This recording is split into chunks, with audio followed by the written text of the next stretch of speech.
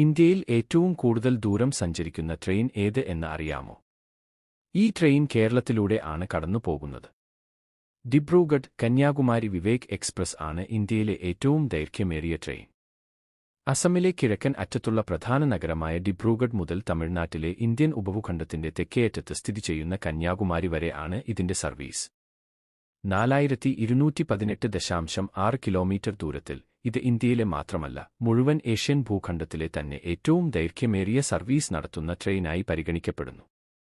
ഏകദേശം 76 മണിക്കൂർ ആണ് ഒരു ദിശയിലേക്കുള്ള യാത്രാസമയം. ആധുനിക ഇന്ത്യയിലെ ഏറ്റവും സ്വാധീനമുള്ള ചിന്തകനും സാമൂഹ്യപരിഷ്കർത്താവുമായ സ്വാമി വിവേകാനന്ദരുടെ 150-ാം ജന്മവാർഷികം ആഘോഷിക്കുന്നതിനായി വിവേക് എക്സ്പ്രസ് 2012-ൽ ആരംഭിക്കപ്പെട്ടു.